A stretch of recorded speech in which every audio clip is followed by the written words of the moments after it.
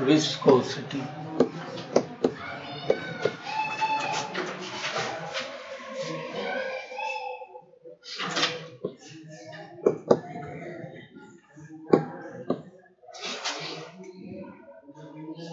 नाम से ही पता चलता होगा विस्कोसिटी क्या होती है। कुछ आइडिया है विस्कोसिटी का? जैसे सॉलिड में हमारा कोई मटेरियल है, उस पर कोई चीज मूव कर रही है, तो वो एक अपने मोशन के अगेंस्ट फोर्स फील करती है। उस फोर्स को हम क्या कहते हैं? फ्रिक्शन फोर्स कहते हैं।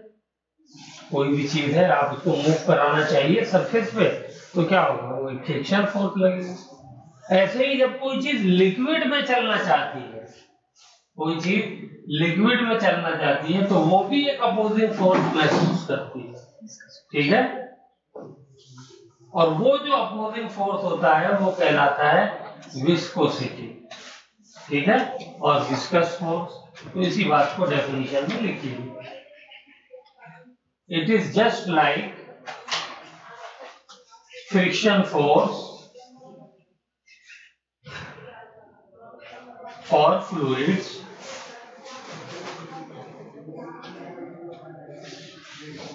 ठीक है? और इसका भी ना काम क्या है? इसका भी सिर्फ एक काम है कि इसे अपोज करना ही करना है। हर हालत में इसे क्या करना है? अपोज करना है।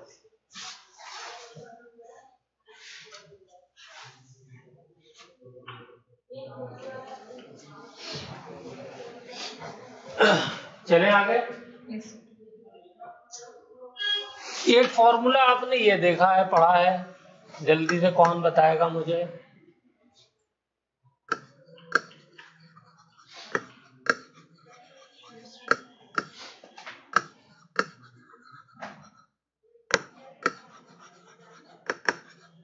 बताइए, क्या नाम था इसका? दीना साहब, मॉडुलर है। Yes, modulus of elasticity. 3 पढ़े थे हमने। यंग वाला था लॉन्गिट्यूडनल वाला, लंबाई में जब कोई चीज किया जाता है। यस, ये वाला जो है हॉरिजॉन्टली लगता है, टेंजेंशियली लगता है, तो इसको हम लोग क्या कहते हैं? शियर मॉडुलस कहते हैं। ठीक है? इसको क्या कहते हैं? Shear modulus. किसी को भी नाम तक याद नहीं है तो that is a bad symptom. तो अब ये जो हो गया शियर मॉडुलस हो गया। इसी शियर मॉडुलस को मैं क्या करूं? जी को ईटा बना दूं। एन की नाक लंबी हो गई। ठीक है? तो इसको बोलते हैं ईटा। क्या बोलते हैं? ईटा। ठीक है? और यही कहलाती है विस्कोसिटी। और इसका फॉर्मूला क्या हो जाएगा? सेम। कैसे लिखेंगे? Shear stress upon shear strain. बस एक वर्ड और बढ़ा देना, कुछ तो चेंज करना पड़ेगा ना। सब सेम रखोगे तो फिर सेम ही नहीं हो जाएगी। Shear strain rate. कितना आसान हो गया देखो, एकदम जादू की तरह याद करा दिया मैंने। अब आप जादू की तरह भूल भी सकते हो, ये तो मुझे पता है।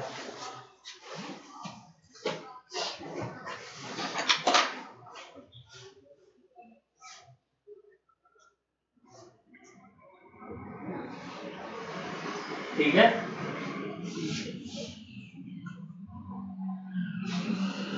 तो ये हमारा कहलाता है, इसका पूरा नाम है कोएफिशिएंट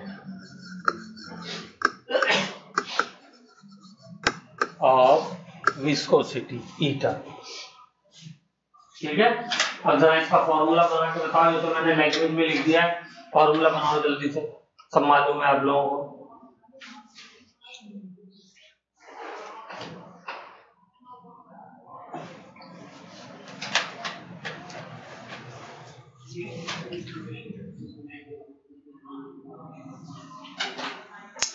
शियर स्ट्रेस का क्या फॉर्मूला था?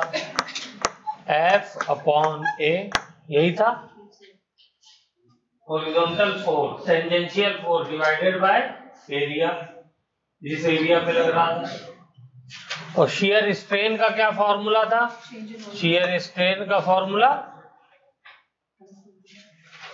Strain delta x upon L.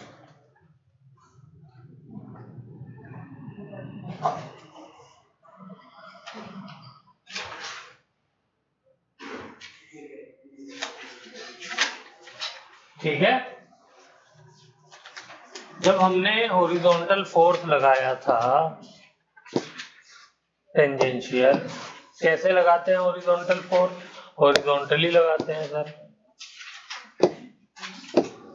ये लगाया फोर्स मैंने ऐसे, तो ये फोर्स लगाया, तो ये फोर्स टेंजेंशियल फोर्स और ये वाला एरिया, इसको डिवाइड किया तो आया था शियर स्ट्रेस। स्ट्रेन कैसे आया था? इसी फोर्स से जब ये एंगल, मान लो इसकी लेंथ L है, ये जो ब्लॉक है इसकी लेंथ L है, ये क्या हो गया? ये बेंड हो गया था ऐसे, क्या हो गया? बेंड हो गया ऐसे, और ये बेंड हो करके ऐसे हो गया, ये बेंड हो गया ऐसे, ये ब्लॉक ऐसे चला गया। याद आ गया?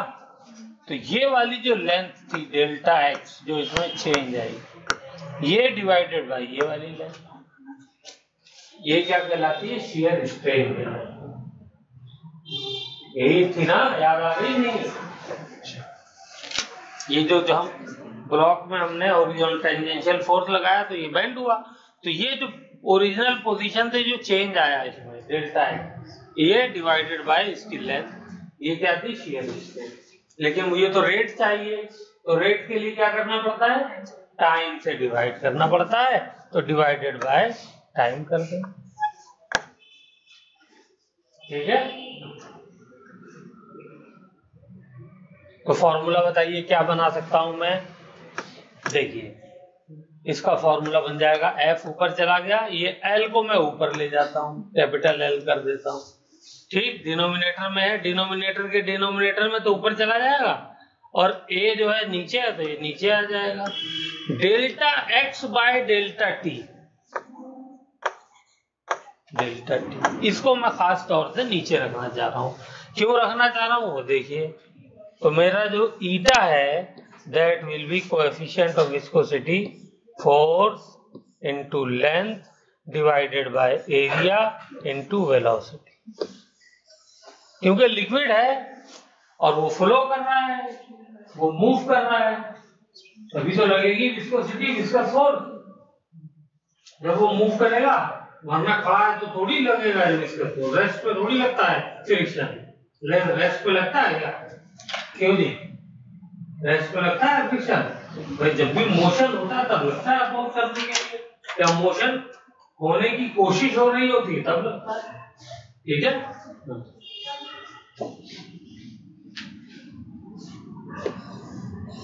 तो ये हमारा फॉर्मूला हो गया किसका? कोएफिशिएंट ऑफ विस्कोसिटी का। अब यहां तक कोई प्रॉब्लम है तो पूछ लीजिए।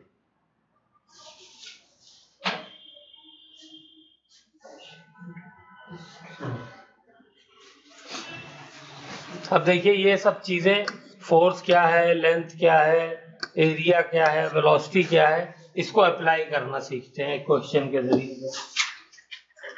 तो क्वेश्चन लिखिए।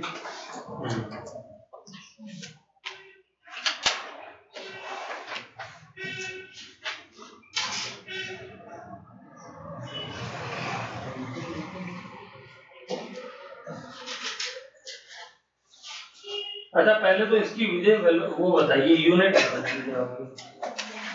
जल्दी से कैलकुलेट करके बताइए।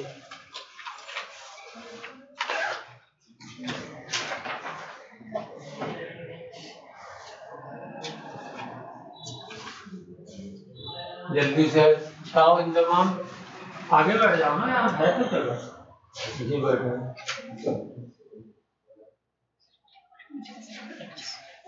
यूनिट बताओ क्या होगी?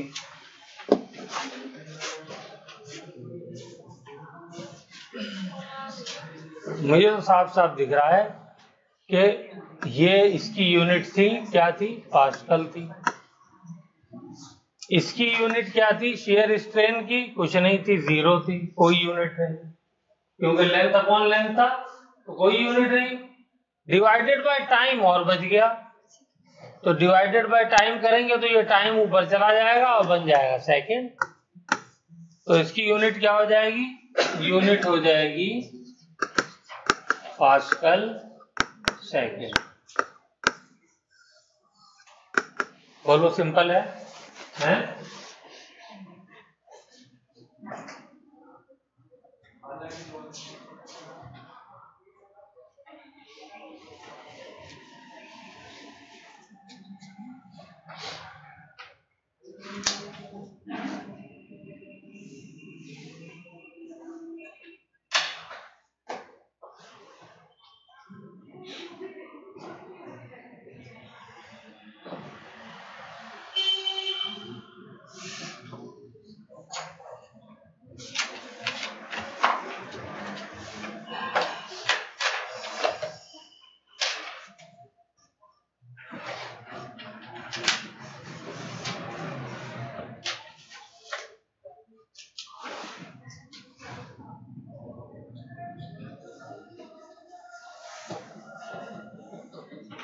इसकी सीजीएस सिस्टम में यूनिट होती है, कभी कभी वो भी दे देता है, वो कहलाती है पॉइस। ये किस में यूनिट है, सीजीएस सिस्टम में यूनिट।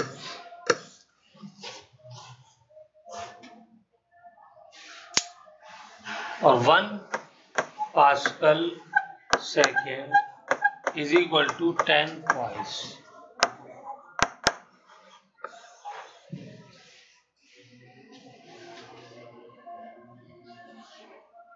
इसको खुद से आप कन्वर्ट करके देखिएगा, एमकेएस सिस्टम वाली यूनिट को सीजीएस में कन्वर्ट करिएगा, देखिएगा यही आती है नहीं आती। पहले मास को केजी में लेंगे, लेंथ को, हर चीज को मीटर में लेंगे, टाइम को सेकंड में लेंगे, तो एमकेएस हो गई। अब उसको क्या करना है, मास को ग्राम में कन्वर्ट करना है और मीटर को सेंटीमीटर। ठीक है, कर लेंगे इतना। चलिए, तो पॉइस इसकी यूनिट है POIS। ओके, क्वेश्चन करते हैं। ओके चलिए,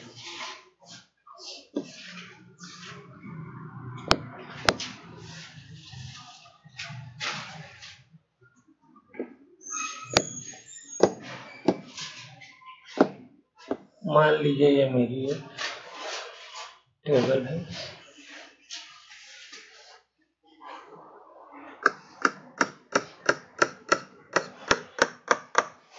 ओके, इस पे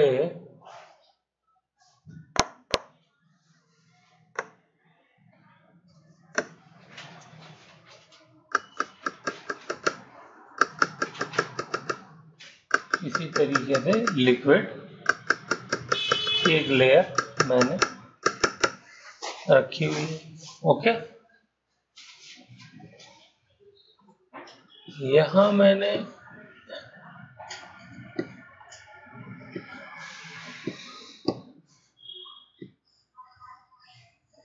एक पुली लगा दी, गुड।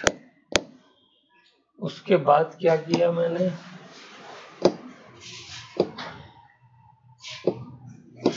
उसके बाद एक मैंने लिया ब्लॉक,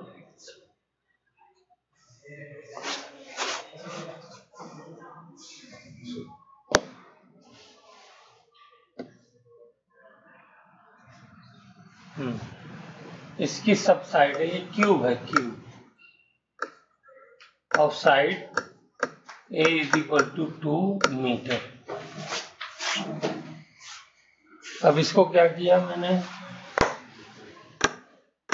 इसको मैंने इस पुली से कनेक्ट कर दिया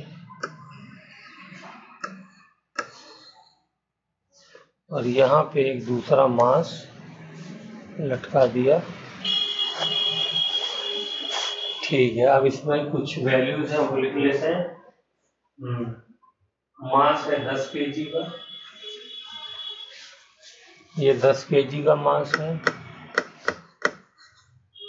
ये जो लिक्विड जिसके ऊपर ये क्यूब रखा हुआ है, इसकी हाइट है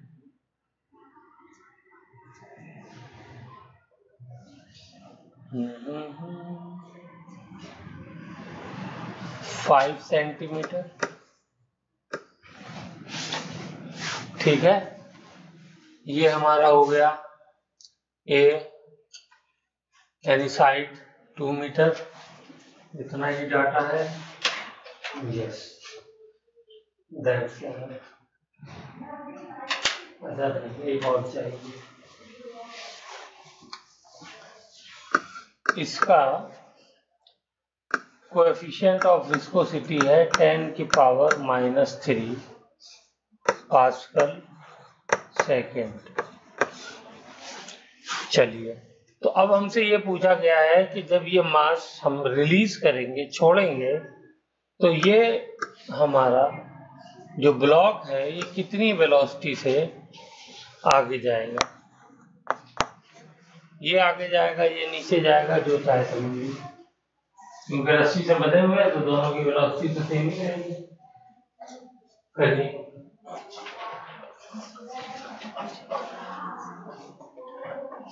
सिंपल फॉर्मूला लगाना है। फॉर्मूला क्या है? ईटा वाला, E is equal to F into length L divided by area A into velocity V। यही फॉर्मूला है कोएफिशिएंट ऑफ विस्कोसिटी का। कोएफिशिएंट ऑफ विस्कोसिटी V अगर मैं मुझे वेलोसिटी निकालनी है, तो वेलोसिटी का फॉर्मूला क्या बन जाएगा? 4 into length upon area A into eta. बोलिए, ठीक है। अब यहाँ पे फोर्स कितना लग रहा है इन तमाम? फोर्स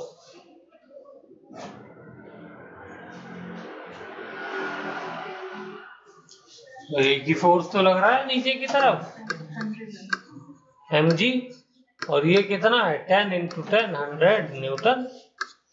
बस ये हो गया 100 न्यूटन। इंटू लेंथ कितनी है? लेंथ कौन सी लेनी है? तो लेंथ देखिए ध्यान से, अब इधर देखेंगे सब लोग। लेंथ कहां से आई? शियर स्ट्रेन से आई है। तो शियर स्ट्रेन में लेंथ कौन सी ली जाती है? ये वाली ली जाती है ना। बोलो क्या होगा जब ये लिक्विड आगे बढ़ेगा? ये हाइट, मान लो ये लिक्विड है मेरी उंगली और ये बॉडी कोई बढ़ रही है आगे, तो ये जब आगे बढ़ेगा तो ऐसे यही लेंथ तो आगे बढ़ती है, तो यही वाली लेंथ तो ली थी हमने, है? तो ये कितना आगे बढ़ी? तो ये वाली लेंथ जो है, ये जो लिक्विड का ये डेप्थ कह लीजिए आप, ये याद आ गया ना, ये था मेरा क्यूब, ये फोर्स लगाया था मैंने ऐसे, तो क्या हो गया था? ये क्यूब ऐसे बेंड हो गया था, ऐसे ऐसे ऐसे। तो ये वाली जो लेंथ थी डेल्टा एक्स ये था। तो यहाँ पर भी ये आगे बढ़ेगा तो जो लिक्विड मॉलिक्यूल है यही तो शियर स्ट्रेन आएगी, लिक्विड ऐसे हो जाएगा। और ये जो लेंथ थी ये एल थी, तो ये एल यही होगी। तो इसका मतलब ये कितना है? 5 सेंटीमीटर। तो इसको किसमें मैं लिखूंगा? बोलिए। हाँ, इसको 100 से डिवाइड कर दूंगा तो 0.05 मीटर हो जाएगा, डिवाइडेड बाय एरिया। एरिया कौन सा लिया जाए? जो एरिया इसका कांटेक्ट में है क्यूब का, तो ये बॉटम वाला एरिया कांटेक्ट में है ये, ठीक है। तो ये एरिया कितना हो जाएगा? बोलिए। साइड है ए और ए है 2 मीटर के बराबर, तो ए स्क्वायर एरिया हो जाएगा, तो यानी 4 मीटर स्क्वायर एरिया हो गया। तो डिनोमिनेटर में क्या आ गया? 4 आ गया। गुड। ईटा की वैल्यू क्या दी हुई है? ईटा की वैल्यू दी हुई है 10⁻³ तो ये MKS सिस्टम में ही दी हुई है, तो इसलिए इसमें कोई चेंज करने की जरूरत नहीं है। पॉइंट्स में दी होती तो चेंज करना पड़ता। ठीक है, तो यहां से आप कैंसिल कर दीजिए। तो ये ऊपर जाएगा तो 10 की पावर -3 +3 हो जाएगा। +3 होने के बाद इसको कर देगा 50 और ये कटने के बाद 25 हो जाएगा। तो आंसर फाइनली क्या आएगा 25 इंटू ये ऊपर गया 0.05 हो गया 50 क्योंकि 10 की पावर -3 हो जाएगा 10 की पावर +3। तो ये मल्टीप्लाई होने के बाद 25 पंजे 125 1 2 5 और 1 0 और लग गया।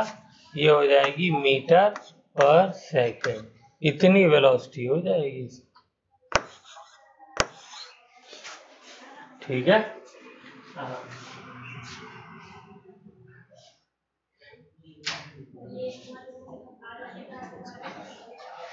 ओके। तो इस तरीके से फॉर्मूले को यूज करना बहुत आसान है, वेरी सिंपल, याद रखना भी आसान, यूज करना भी आसान।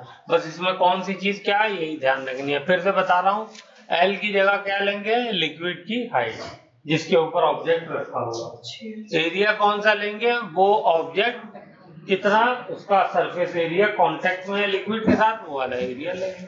ठीक है, फोर्स कौन सा लेंगे वो आपको पता ही। ओके, चलिए अब अगला लिखिए स्टोक्स लॉ। नेक्स्ट लॉ है हमारा स्टोक्स लॉ।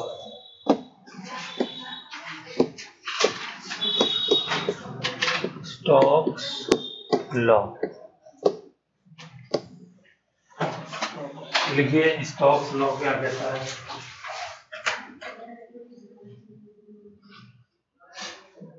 ये कहता है कि इसका force acting on A small sphere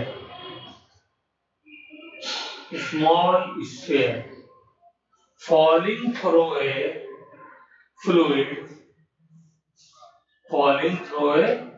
fluid is directly proportional to radius of the sphere, velocity of the sphere and coefficient of viscosity of the fluid.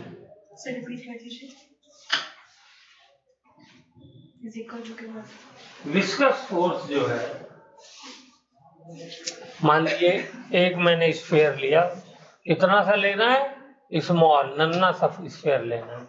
ये लिया मैंने, ये गिर रहा है, किससे गिर रहा है, किसी लिक्विड से गिर रहा है।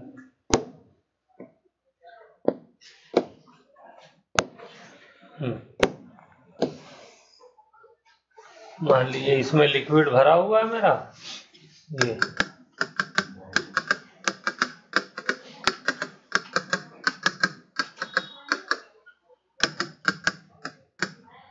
इसका रेडियस है स्मॉल r। ठीक,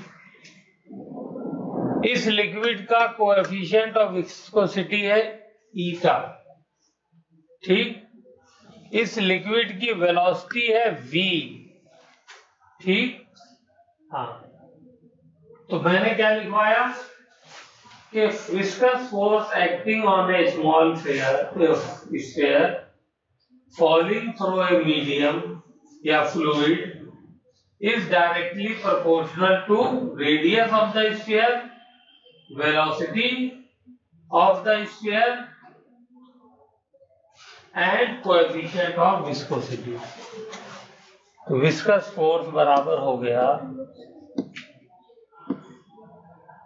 किसके बराबर हो गया, बल्कि डायरेक्टली प्रोपोर्शनल हो गया। सबसे पहले बॉल का साइज, यानी बॉल का रेडियस क्या है, इसी से तो साइज निकलेगा। दूसरा डायरेक्टली प्रोपोर्शनल किसके है, बॉल की वेलोसिटी, किस वेलोसिटी से गिर रहा है। ठीक, तीसरा क्या है, तीसरा है उस लिक्विड की विस्कोसिटी कितनी है। इन तीन चीजों पर डिपेंड करता है। क्लियर है, कॉमन सेंस की बात है। बड़ा होगा स्फीयर तो वो ज्यादा सरफेस लिक्विड उसके चारों तरफ होगा तो ज्यादा हर तरफ से फ्रिक्शन लग रहा होगा उससे। ठीक है ना। वेलोसिटी ज्यादा होगी तो भी फ्रिक्शन ज्यादा हो जाएगा, विस्कोसिटी विस्कस फोर्स ज्यादा लगेगा। और अगर विस्कस लिक्विड ज्यादा होगा, ज्यादा विस्कोसिटी, मान लो शहद में से आप कोई चीज गिरा दो तो बहुत देर में बॉटम में पहुंचेगी, अगर वही शहद भरा पानी भरा हुआ तो जल्दी पहुंच जाएगी, है ना। तो वही सब चीज कॉमन सेंस वाली लिखी हुई है। अब ये प्रोपोर्शनैलिटी लॉ हटा करके इक्वल लगा देना है, तो इक्वल लगा दीजिए, तो हो जाएगा ये formula, force is equal to R V eta. अब प्रोपोर्शनैलिटी हटाते हैं तो एक कांस्टेंट लगता है ना, तो ये कांस्टेंट होता है 6 पाई। तो फॉर्मूला में दोबारा लिखूं अगर तो क्या हो जाएगा, 6 पाई ये eta into R into V. This is nothing but Stokes law. इससे क्या मिल गया हमें, विस्कस फोर्स मिल गया। ये डायग्राम बनाइए अच्छे से। बादल, यहां से एक ड्रॉप चली, छोटी सी नन्ही सी ड्रॉप, और ये चल करके नीचे आ गई अर्थ पे। ये जो डिस्टेंस है वो 10 किलोमीटर का है ऊपर से जो चली। तो यहाँ पे इसकी वेलोसिटी जरा बताइए तो कितनी होगी जल्दी से, शाबाश।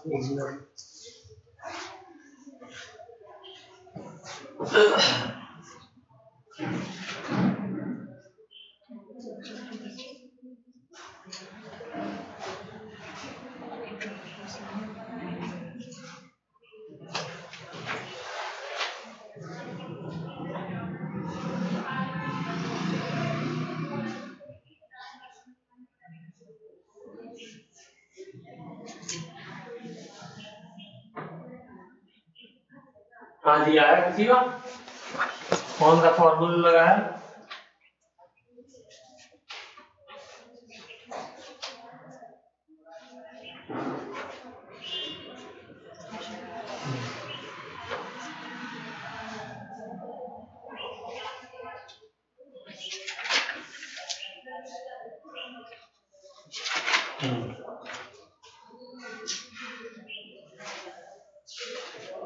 दस किलोमीटर है, सामने लिखा हुआ है। क्या वो समझ में नहीं आ रहा? उसी तरह लिखे क्या चाहिए?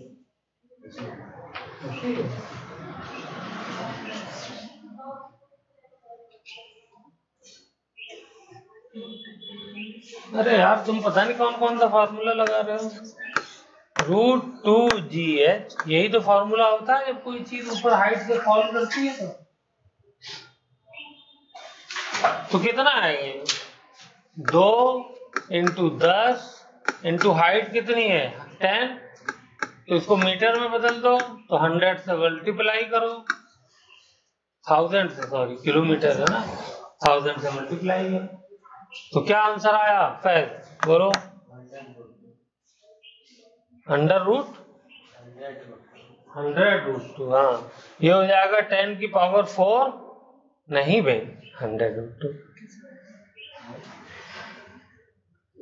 ये आएगा 100√20, बल्कि 200√5, ठीक है, मीटर पर सेकेंड।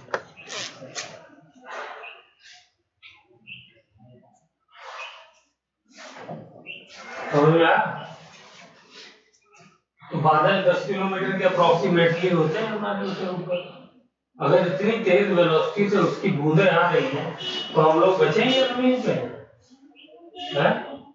1 सेकंड में 200 मीटर चल रही है भाई साहब, गोली की तरह लगेगी।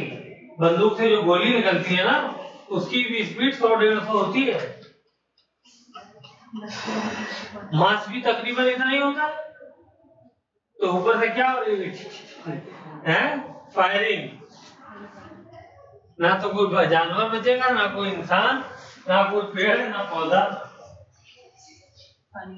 क्या होता है इसके साथ ऐसा?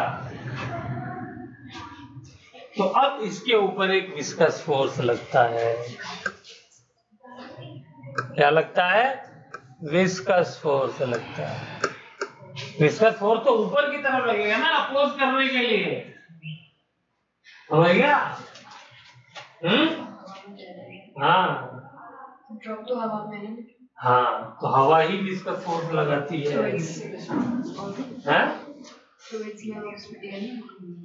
हाँ, तो एयर भी तो फ्लूइड होती है। हाँ, तो विस्कस फोर्स लगाती है। एक में आई बात समझ में? तो फिर क्या होता है ऐसा? विस्कस फोर्स लग गया था, उसकी वजह से क्या हुआ? तो देखो, अच्छा ये बताइए, जब ये यहाँ से चलना शुरू हुई, सब लोग ध्यान से देंगे और सबका जवाब चाहिए मुझको। जब ये यहाँ से चलना शुरू हुई तो इसकी वेलोसिटी क्या है?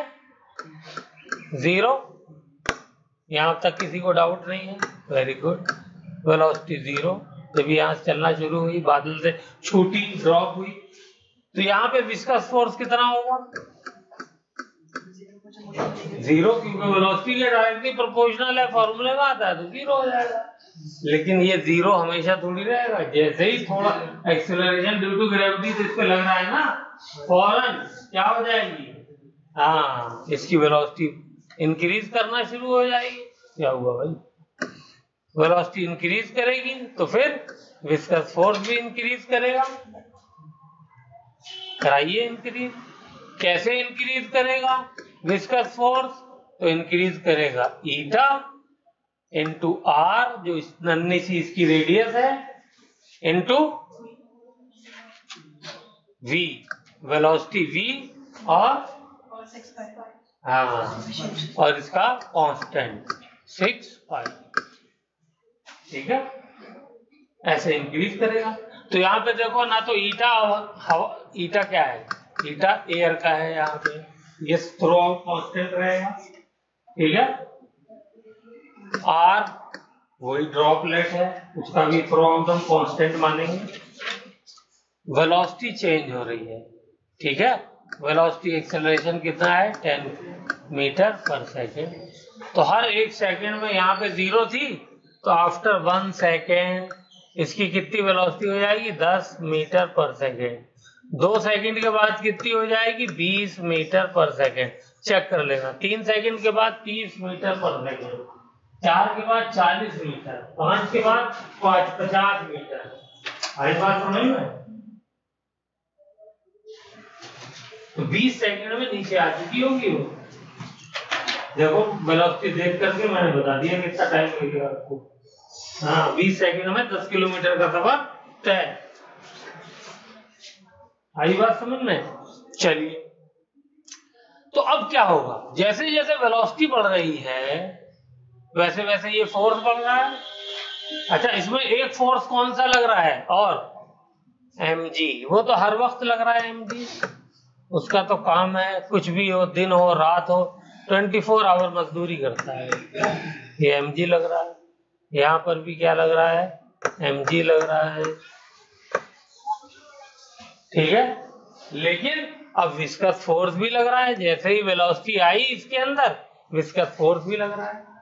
ठीक है, तो एक टाइम तो ऐसा आना ही आना है ना, जब mg किसके बराबर हो जाएगा?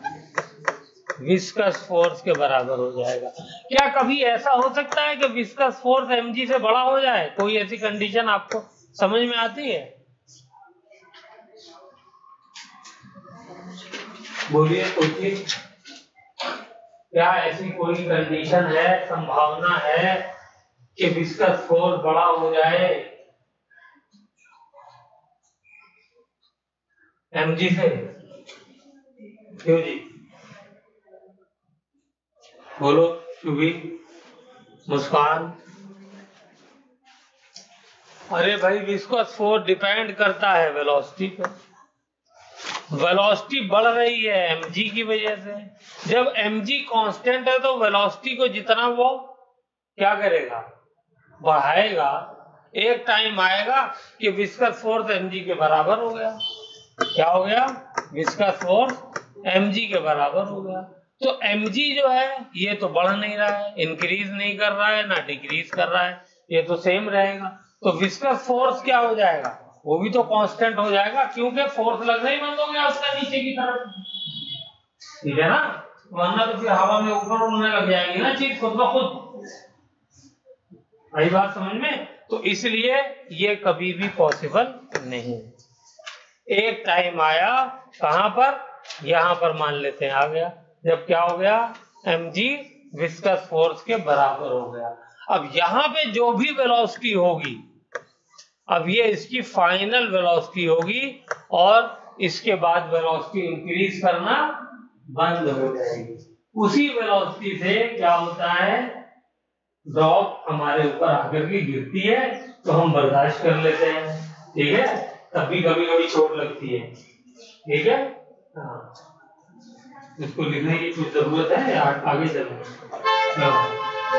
लिखिए, इसको पूरा डायग्राम बनाइए। और इस वेलोसिटी का नाम है जिसके ऊपर अनगिनत बार क्वेश्चन पूछे जा चुके हैं, that is called terminal velocity. क्या कहलाती है, terminal velocity.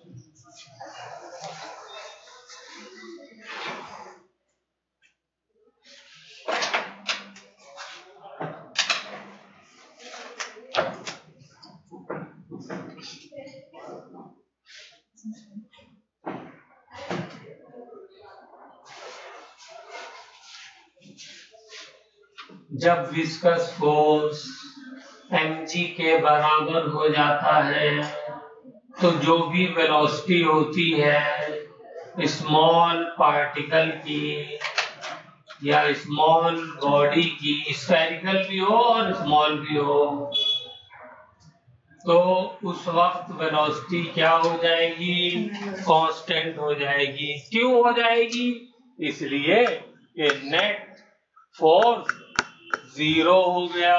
Net force zero का मतलब ma जीरो हो गया, ma जीरो का मतलब a जीरो हो गया, और जब एक्सेलरेशन जीरो होता है तो वेलोसिटी क्या होती है, कांस्टेंट होती है, हम जानते हैं। This velocity is called terminal velocity. When any small spherical body falls in a fluid, it experiences a viscous force, and a time comes when viscous force becomes equal to gravitational force. At that moment, the acceleration of the small body becomes zero. Hence, velocity becomes constant. Acceleration becomes zero. Velocity becomes constant. Then this velocity is called terminal velocity. This velocity is called terminal velocity. Formula क्या बन जाएगा मेरा, mg divided by 6 eta 6 pi eta r, ये formula बन गया। बन गया नहीं बन गया? वहां पे आंसर में जो दिए हुए थे वो डायरेक्टली प्रोपोर्शनल में दिए हुए थे। कैसे कि V terminal is directly proportional to mass into acceleration due to gravity divided by eta into r। बस ये हो गया। जो कांस्टेंट है 6 पाई डिनोमिनेटर में वो नहीं दिया, ये तो फॉर्मूला बना।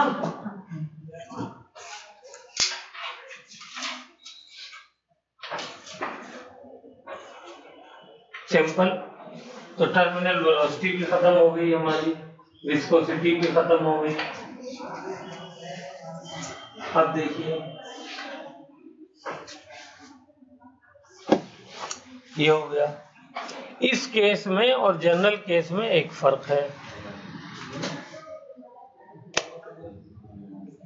अगर मैं एक बैलून ले लेता हूं,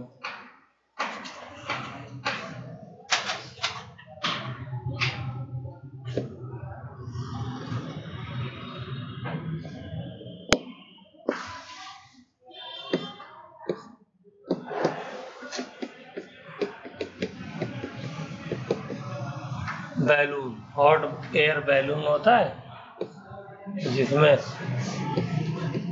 नीचे एक टोकरी भी लगी होती है और लोग इसमें खड़े होकर के 4-6 लोग खड़े हो जाते हैं और इसमें एयर होती है, हॉट एयर। सिलेंडर जलता है, किसी ने देखा है? यहाँ गैस चलाते हैं, उससे एयर हॉट हो जाती है। चलिए, तो अगर मुझे इसकी टर्मिनल वेलोसिटी निकालनी हो तो ये फॉर्मूला हमारा नहीं वैलिड, इसीलिए वो मैंने स्मॉल स्फेरिकल ड्रॉप लिया। क्यों नहीं वैलिड होगा ये फॉर्मूला यहाँ पर? बताइए, कोई आइडिया दे सकता है क्यों नहीं वैलिड होगा? यहाँ पे रेडियस स्मॉल नहीं है। ओके, देखिए यहाँ पर भी नीचे क्या लगेगा? mg। इसमें किसी को प्रॉब्लम नहीं है। मान लीजिए नीचे गिर रही है, उधर गैस से क्या होने लगी? नीचे गिरने लगी वेट की वजह से, तो फौरन इसके ऊपर क्या लगने लगेगी? विस्कस फोर्स लगने लगेगा। Viscous force. उससे पहले भी तो एक फोर्स पढ़ा था हमने, जिसको मैंने शुरुआत की थी लेक्चर के,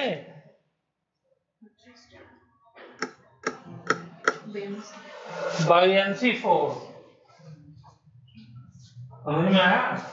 स्मॉल ड्रॉप है, नन्ही सी बिल्कुल, और उसके बाद एयर का बायोएंसी है। एयर का जो है वो ड्रैग बहुत कम होता है, तो इस वजह से वहां पे हमने उसको नेग्लेक्ट कर दिया था।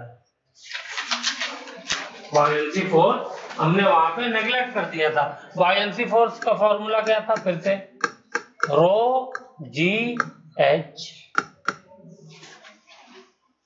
है ना?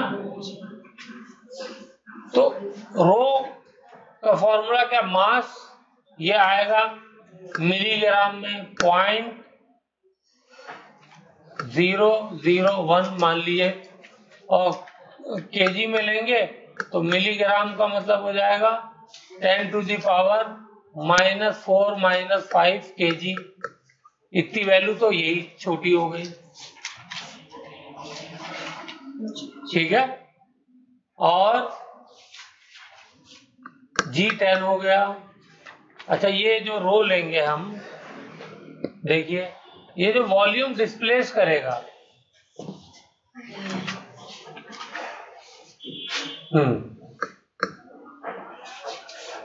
तो मास हो गया हमारा 10⁻⁻5 के करीब। वॉल, हाँ बेटा,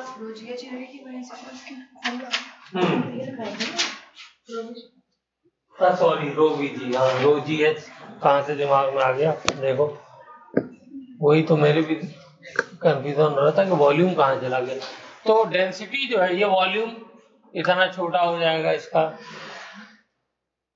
वॉल्यूम की रेडियस बहुत छोटा होगा ना, मिलीमीटर में होगा। और मिलीमीटर का मतलब जो है फॉर्मूला क्या होगा स्फीयर का? 4/3 पाई आर क्यूब। इसको तो मान लेते हैं कांस्टेंट, तो आर कितना हो जाएगा? आर की वैल्यू होगी, मान लीजिए मिलीमीटर में होगी, तो ये ले लिया 10⁻³ मीटर। तो 10⁻³ के जब क्यूब करूंगा मैं, तो आर क्यूब कितना हो गया? 10⁻⁹। ये इतना छोटा पहले ही हो गया नहीं हो गया? हाँ, उसके बाद जो है वो बाकी फैक्टर इतने छोटे हो गए कि बायोएंसी फोर्स जो है वो नेग्लेजिबल हो जाएगा। तो इसलिए हम वहां पे सेफली नेग्लेक्ट कर सकते हैं, लेकिन यहाँ पे नेग्लेक्ट नहीं कर सकते, इसलिए कि यहाँ पे तो रेडियस कई मीटर का होता है। मिलीमीटर में वहां था, यहाँ उससे हजारों गुना बैलून बड़ा होता है, बल्कि लाखों गुना ड्रॉप के मुकाबले। तो यहाँ पे नेग्लेक्ट नहीं कर सकते। तो यहाँ पे क्या हो जाएगा, यहाँ पे जो हमारा मास होगा mg, वो वेट जो नीचे की तरफ लग रहा है वो किसके बराबर होगा, fv प्लस fb। ये दोनों मिल करके लगाएंगे। तो ये लिख लीजिए, for larger object this will be the force.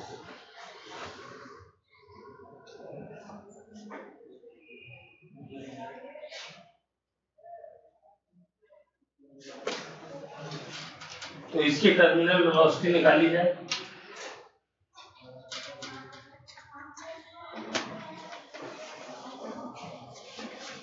बस इतना पता है तो काफी अच्छा। चलिए mg, तो ये हो जाएगा rho is volume of balloon into G, density of balloon, ये हो गया। ठीक है, तो ये हमारा हो गया रो वी जी।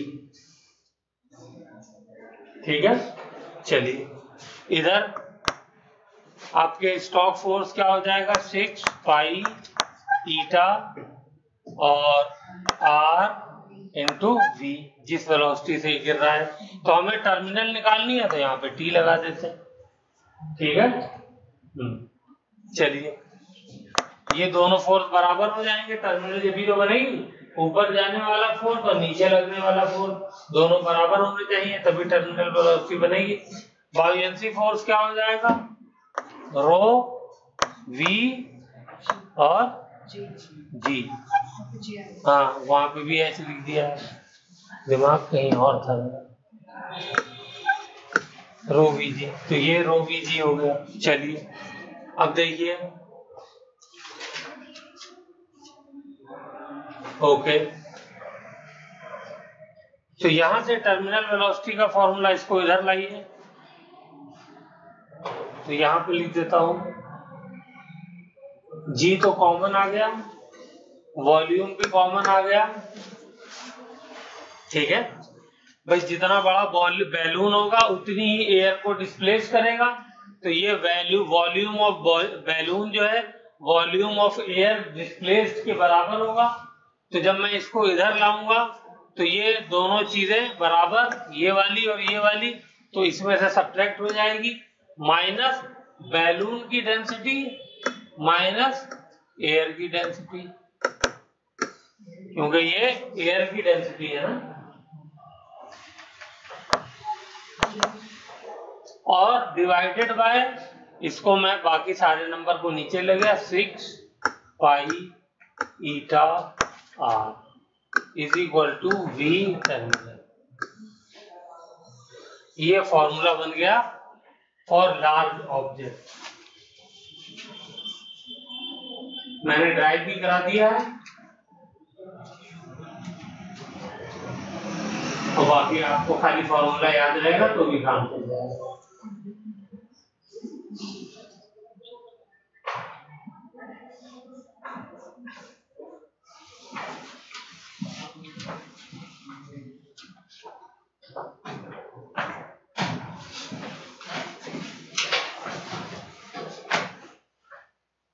चलिए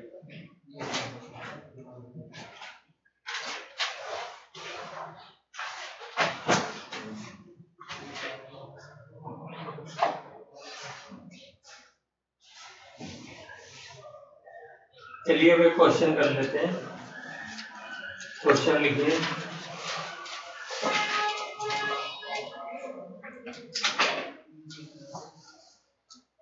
velocity of a small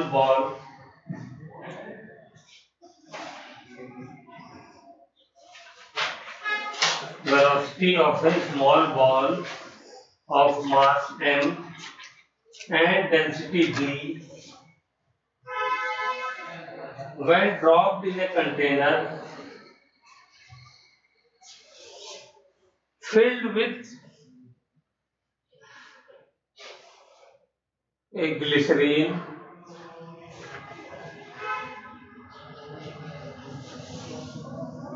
filled with glycerine becomes constant after some time.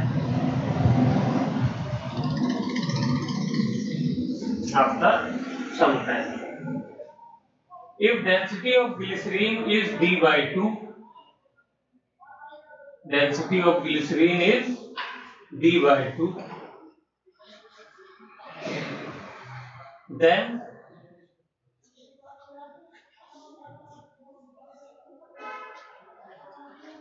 the viscous force acting on the ball will be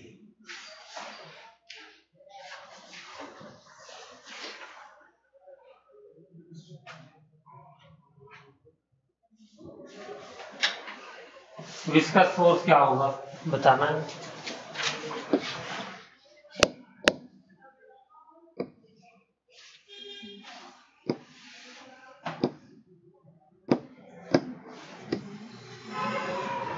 ये कोई कंटेनर है, इसमें एक स्मॉल बॉल है of mass m, density d, इसमें ग्लिसरीन भरी हुई है।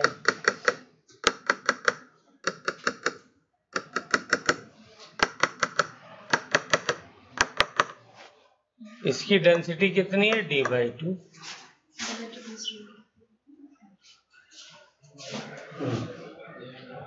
ठीक है ना, ग्लिसरीन की डेंसिटी कितनी है d by 2।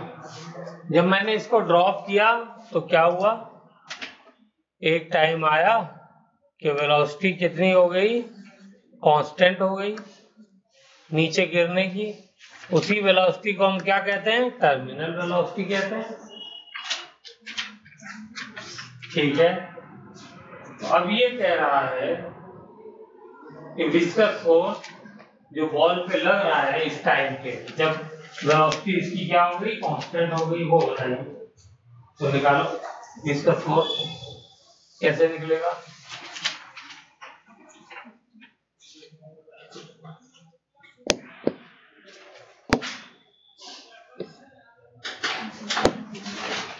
क्या हो गया, ऊपर फोर्स एक तो लगेगा विस्कस फोर्स, दूसरा क्या लगेगा, दूसरा बॉयंसी फोर्स लगेगा।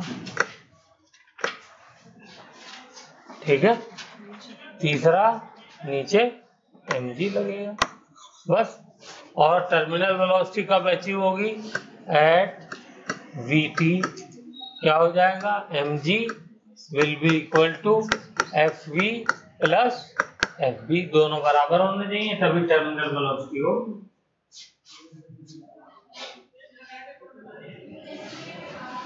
विस्कस फोर्स मुझे निकालना है।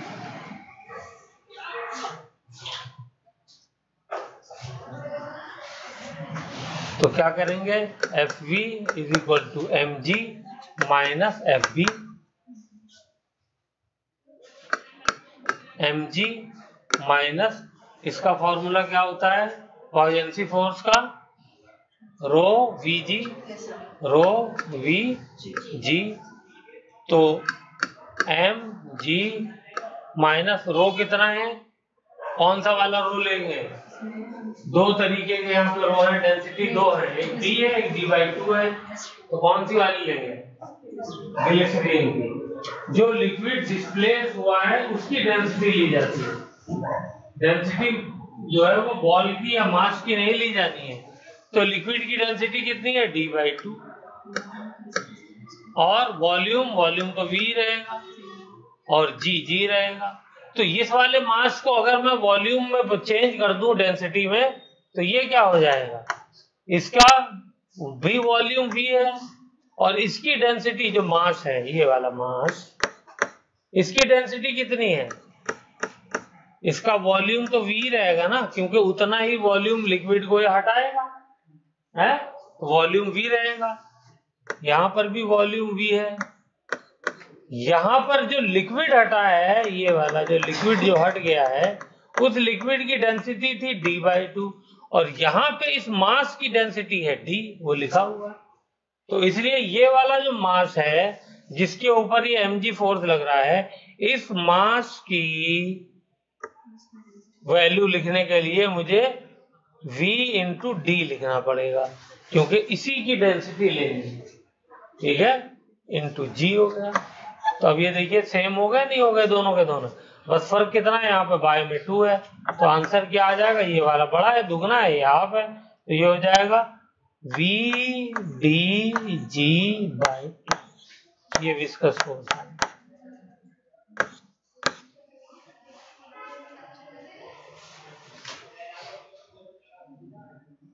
हो गया।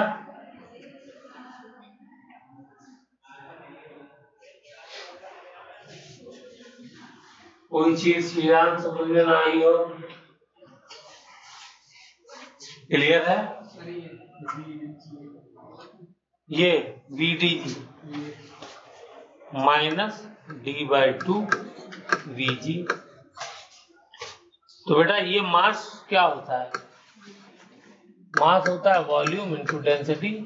डेंसिटी क्या होती है, मास अपॉन वॉल्यूम। वॉल्यूम को इधर ले गया तो mass is equal to volume into density. तो किसका मास है ये बॉल का मास है ना, तो बॉल का मास है तो बॉल का वॉल्यूम लेंगे और बॉल की तो डेंसिटी लेंगे। तो बॉल की डेंसिटी कितनी दी हुई है, डी दी हुई है ना, तो इसलिए डी लेंगे यहाँ पे। यहाँ पर जो आता है, यही बात तो बार बार बता रहा हूँ, ये लिक्विड की डेंसिटी है और ये लिक्विड का वॉल्यूम है, लेकिन वॉल्यूम ऑफ लिक्विड बराबर होगा वॉल्यूम ऑफ बॉल, क्योंकि जितना बड़ी बॉल होगी उतना ही तो वो लिक्विड हटाएगी, उससे बड़ा ज्यादा लिक्विड थोड़ी हटा देगी, तो इसलिए वॉल्यूम हो जाता है बराबर दोनों का, लेकिन डेंसिटी तो अलग अलग है, तो इसलिए डेंसिटी इसकी d/2 है लिक्विड की, तो वो d/2 लिखेंगे और उसकी डेंसिटी d है तो d लिखेंगे। बोलो इंतजाम ठीक है, हैं? बोल ही नहीं रहा ठीक है गलत है, समझ में आया नहीं आया, ठीक है ना। चलो इसका एक ग्राफ बना के दिखाओ कैसा बनेगा, ये भी क्वेश्चन नीट में आएगा। टर्मिनल वेलोसिटी वर्सेस टाइम का graph, terminal velocity versus time. एक ग्राफ ऐसे बना, एक ग्राफ ऐसे बना, एक ग्राफ ऐसे बना, एक ग्राफ ऐसे बना। ग्राफ नंबर 1 2 3 4, बताइए कौन सा वाला ग्राफ है, नीट का क्वेश्चन है ये।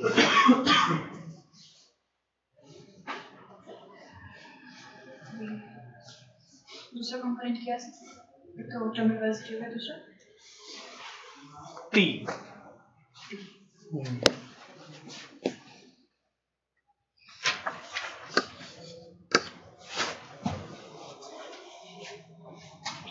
बल्कि यहाँ पे टर्मिनल ना लिख करके खाली वेलोसिटी लिखना चाहिए, वेलोसिटी वर्सेस टी।